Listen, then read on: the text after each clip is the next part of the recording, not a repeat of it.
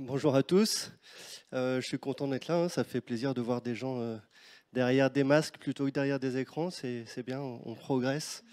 Donc vous allez passer 5 minutes très strictes avec moi pour voir un petit peu comment on peut combiner efficacité énergétique avec décarbonation pour gagner en compétitivité. Bon, je ne vais pas rappeler les chiffres, hein. Ce matin, on a été assez clair. On est tous d'accord pour dire que le secteur industriel français a vraiment un rôle important à jouer pour que la France atteigne la neutralité carbone en 2050. Mais la décarbonation, c'est aussi des nombreux bénéfices pour un industriel, notamment répondre aux attentes de ses parties prenantes, en amenant un petit peu de transparence et en réduisant l'empreinte carbone de ces sites et de ces produits. Ça concerne notamment les clients, les investisseurs, les ONG qui seront intéressés par ces sujets-là. C'est également être plus compétitif en réalisant des économies d'énergie.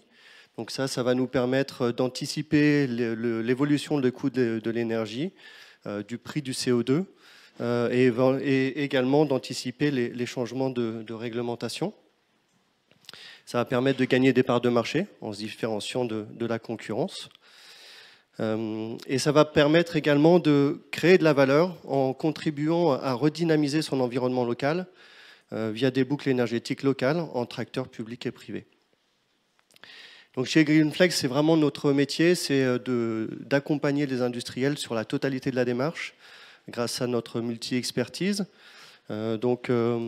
La première de ces expertises, c'est le conseil. Donc on aide à définir des feuilles de route pour avoir une vision claire de ce qu'il faut mettre en place pour décarboner une industrie. Le deuxième pilier, c'est l'opérationnel. Donc on a des équipes vraiment opérationnelles qui mettent en place tous les objectifs et tous les plans d'action qu'on a pu définir auparavant sur la feuille de route. Donc on accompagne vraiment le client sur la mise en place opérationnelle. Ensuite, bien sûr, l'idée, c'est d'avoir un pôle digital qui nous permette de piloter et de mesurer tous ces indicateurs de performance pour être sûr qu'on soit à la performance à laquelle on était attendu. Et enfin, l'expertise financière qui va nous permettre de massifier et d'accélérer la mise en œuvre de ces projets. Je vous propose de voir un petit peu comment on peut mettre ça en place par des exemples concret. Et du coup, la première étape d'un plan d'action, d'une démarche, on va dire comme celle-ci chez Greenflex, c'est l'élaboration d'un schéma directeur. Donc le schéma directeur, pour nous, c'est quoi?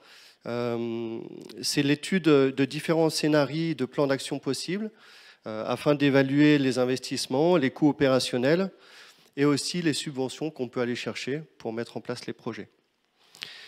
Si on prend un exemple concret que vous verrez sur le slide ici à gauche, on a accompagné un industriel français qui comporte plus de 40 sites au niveau mondial pour l'élaboration de sa stratégie bas carbone à 2050. Donc quelques étapes clés de cette mission, ça a été par exemple de réaliser un bilan énergétique des sites pour pouvoir les benchmarker et puis les prioriser, pour être sûr qu'on attaque bien, on va dire, les 80-20 dans le bon ordre. On a bien sûr également défini les objectifs stratégiques en lien avec le contexte international, mais également en lien avec le contexte national, puisqu'on était vraiment dans un contexte mondial. On a créé également un plan d'approvisionnement en ressources renouvelables en fonction de la localisation des sites, mais pas seulement. On a pris en compte également les déchets qui pouvaient être valorisés, la chaleur fatale aussi qui peut être valorisée. On a évalué les subventions, on en a parlé précédemment, hein, la mise en place de ces projets-là sans subvention, c'est souvent difficile. Et du coup, je me dépêche. Et du coup, effectivement, les subventions, c'est très important. Donc, plan de relance, fonds de chaleur, mais aussi tout ce qui est ingénierie financière, notamment les C2E, qui sont jusqu'à la fin de l'année bonifiés par des CPE. Et la construction d'un plan d'action d'efficacité énergétique par site pour rendre vraiment cette feuille de route très opérationnelle et pour pouvoir suivre le client sur la totalité de la démarche.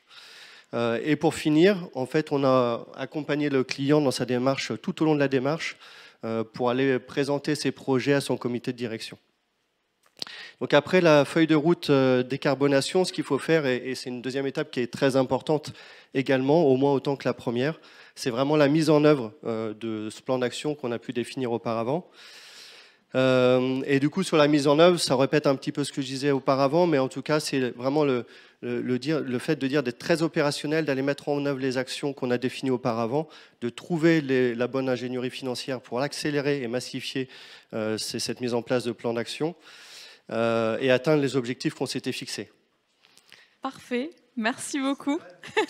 Ça y est, déjà.